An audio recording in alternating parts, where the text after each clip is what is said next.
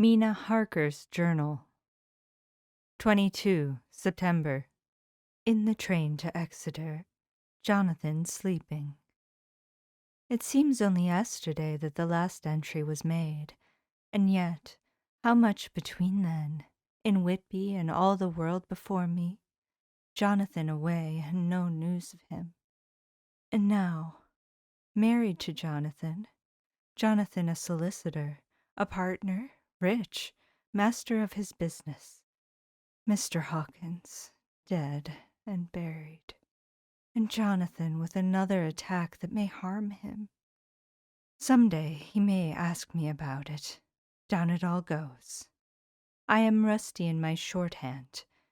See what unexpected prosperity does for us. So it may be as well to freshen it up again with an exercise anyhow. The service was very simple and very solemn. There were only ourselves and the servants there, one or two old friends of his from Exeter, his London agent, and a gentleman representing Sir John Paxton, the president of the Incorporated Law Society. Jonathan and I stood hand in hand, and we felt that our best and dearest friend was gone from us. We came back to town quietly, taking a bus to Hyde Park Corner. Jonathan thought it would interest me to go to the Row for a while, so he sat down, but there were very few people there, and it was sad-looking and desolate to see so many empty chairs. It made us think of the empty chair at home. So we got up and walked down Piccadilly. Jonathan was holding me by the arm, the way he used to in old days before I went to school. I felt it very improper, for you can't go on for some years teaching etiquette and decorum to other girls without the pedantry of it biting into yourself a bit. But it was Jonathan, and he was my husband, and we didn't know anybody who saw us, and we didn't care if they did, so on we walked. I was looking at a very beautiful girl in a big cartwheel hat, sitting in a victoria outside Giuliano's, when I felt Jonathan clutch my arm so tight that he hurt me. And he said under his breath, "My God." I am always anxious about Jonathan, for I fear that some nervous fit may upset him again. So I turned to him quickly and asked him what it was that disturbed him. He was very pale, and his eyes seemed bulging out as, half in terror and half in amazement, he gazed at a tall, thin man with a beaky nose and a black mustache and pointed beard, who was also observing the pretty girl. He was looking at her so hard that he did not see either of us, and so I had a good view of him. His face was not a good face. It was hard and cruel and sensual, and his big white teeth, that looked all the whiter because his lips were so red, were pointed like an animal's. Jonathan kept staring at him till I was afraid he would notice. I feared he might take it ill, he looked so fierce and nasty. I asked Jonathan why he was disturbed, and he answered, evidently thinking that I knew as much about it as he did. "Do you see who it is?" "No, dear," I said. "I don't know him. Who is it?" His answer seemed to shock and thrill me, for it was said as if he did not know that it was to me, Mina, to whom he was speaking. "It is the man himself." The poor dear was evidently terrified at something, very greatly terrified. I do believe that if he had not had me to lean on and to support him, he would have sunk down. He kept staring. A man came out of the shop with a small parcel and gave it to the lady, who then drove off. The dark man kept his eyes fixed on her, and when the carriage moved up Piccadilly, he followed it in the same direction and hailed a hansom. Jonathan kept looking after him and said, as if to himself, "I believe it is the Count, but he has grown young. My God, if this be so, Oh my God. My God, if I only knew. If I only knew. He was distressing himself so much that I feared to keep his mind on the subject by asking him any questions. So I remained silent. I drew him away quietly, and he, holding my arm, came easily. We walked a little further, and then went in and sat for a while in the green park. It was a hot day for autumn, and there was a comfortable seat in a shady place. After a few minutes staring at nothing, Jonathan's eyes closed, and he went quietly into a sleep, with his head on my shoulder. I thought it was the best thing for him, so did not disturb him. In about 20 minutes he woke up and said to me quite cheerfully, "Why, Mina, have I been asleep? Oh, do forgive me for being so rude. Come, and we'll have a cup of tea somewhere." He had evidently forgotten all about the dark stranger, as in his illness he had forgotten all that this episode had reminded him of. I don't like this lapsing into forgetfulness. It may make or continue some injury to the brain. I must not ask him, for fear I shall do more harm than good. But I must somehow learn the facts of his journey abroad. The time has come, I fear, when I must open that parcel and know what is written. Oh, Jonathan, you will, I know, forgive me if I do wrong, but it is for your own dear sake. Later. A sad homecoming in every way. The house, empty of the dear soul who was so good to us. Jonathan, still pale and dizzy under a slight relapse of his malady. And now, a telegram from Van Helsing, whoever he may be. "You will be grieved to hear that Mrs. Westenra died 5 days ago, and that Lucy died the day before yesterday. They were both buried today." Oh, what a wealth of sorrow in a few words. Poor Mrs. Westenra. Poor Lucy. Gone. Gone never to return to us. And poor Arthur, to have lost such sweetness out of his life. God help us all to bear our troubles. Dr. Seward's Diary, 22 September. It is all over. Arthur has gone back to Ring, and has taken Quincey Morris with him. What a fine fellow is Quincey! I believe in my heart of hearts that he suffered as much about Lucy's death as any of us, but he bore himself through it like a moral Viking. If America can go on breeding men like that, she will be a power in the world indeed. Van Helsing is lying down, having a rest preparatory to his journey. He goes over to Amsterdam tonight, but says he returns tomorrow night, that he only wants to make some arrangements which can only be made personally. He is to stop with me then, if he can. He says he has work to do in London, which may take him some time. Poor old fellow. I fear that the strain of the past week has broken down even his iron strength. All the time of the burial he was, I could see, putting some terrible restraint on himself. When it was all over, we were standing beside Arthur, who, poor fellow, was speaking of his part in the operation where his blood had been transfused to his Lucy's veins. I could see Van Helsing's face grow white and purple by turns. Arthur was saying that he felt since then as if they two had really been married, and that she was his wife in the sight of God. None of us said a word of the other operations, and none of us ever shall. Arthur and Quincy went away together to the station, and Van Helsing and I came on here.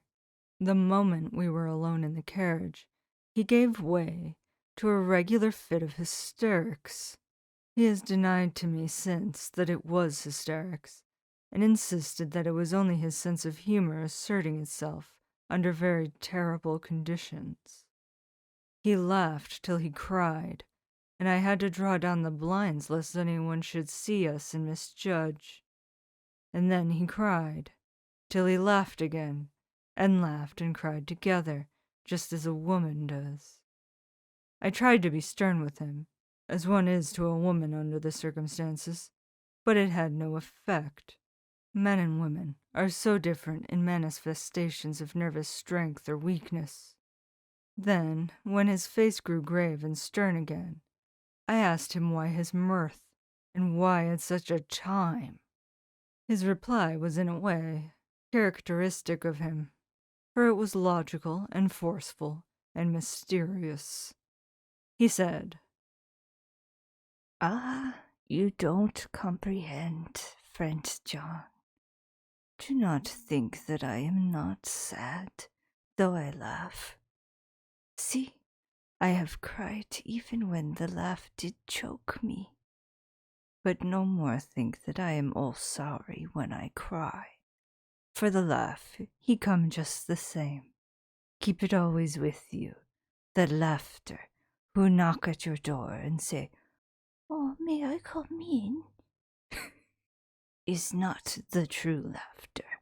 No, he is a king, and he come when and how he like. He ask no person, he choose no time of suitability. He say, 'I am here. Behold, in example, I grieve my heart out for that so sweet young girl.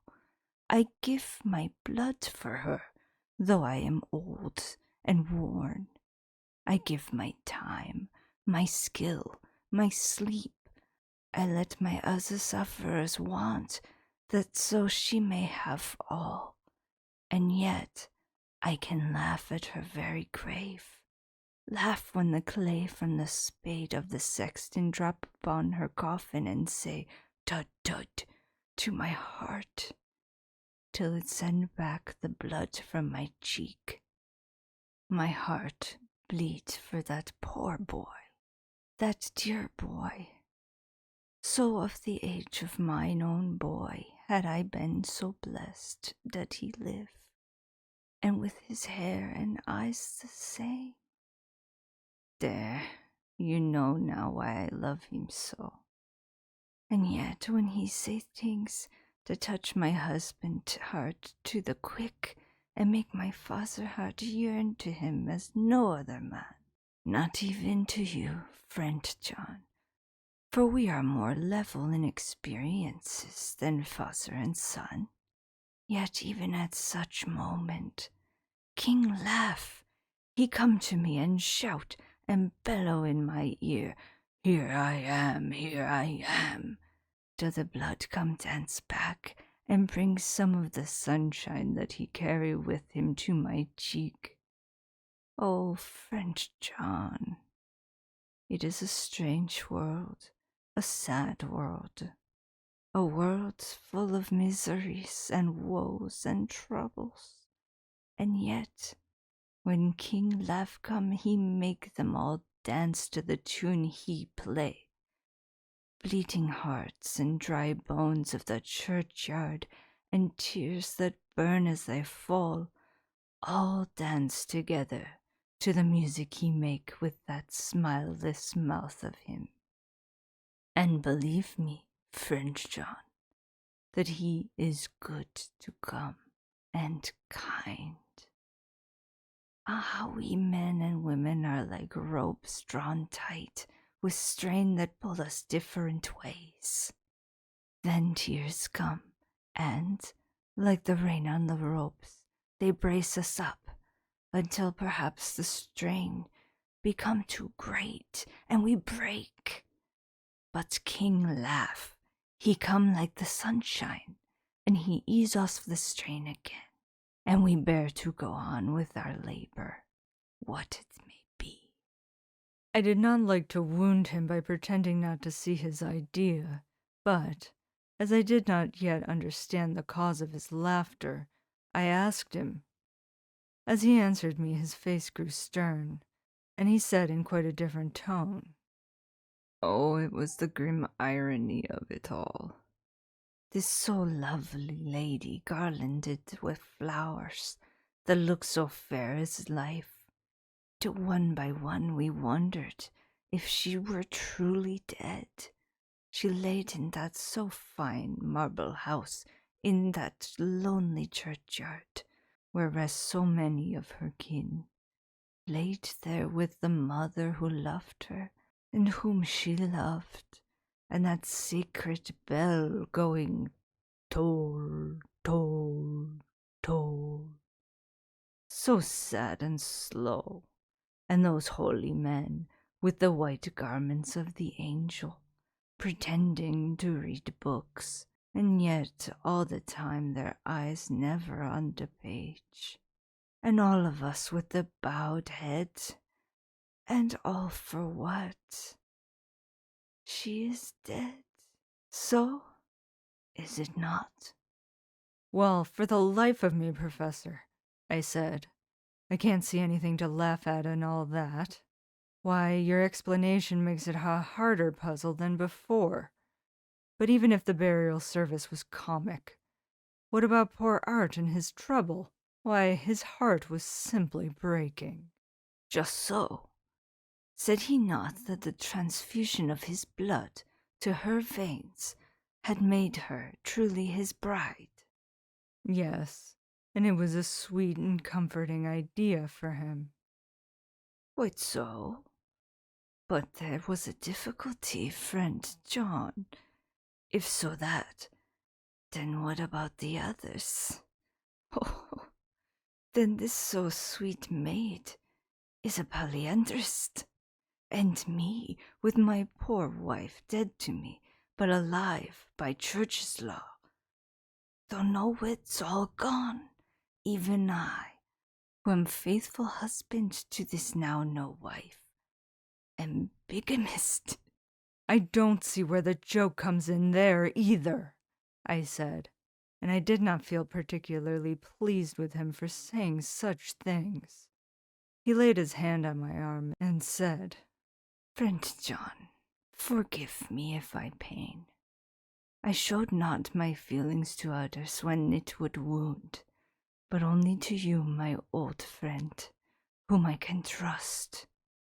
If you could have looked into my very heart then when I want to laugh, if you could have done so when the laugh arrived, if you could do so now when King Laugh have packed up his crown and all that is to him, for he go far, far away from me, and for a long, long time, maybe you would perhaps pity me the most of all." I was touched by the tenderness of his tone, and asked why. "Because I know." And now we are all scattered, and for many a long day loneliness will sit over our roofs with brooding wings. Lucy lies in the tomb of her kin, a lordly death house in a lonely churchyard, away from the teeming London, where the air is fresh and the sun rises over Hampstead Hill, and where wildflowers grow of their own accord. So I can finish this diary, and God only knows if I shall ever begin another. If I do, or if I even open this again, it will be to deal with different people and different themes. For here, at the end, where the romance of my life is told, ere I go back to take up the thread of my life work, I say sadly and without hope, Fin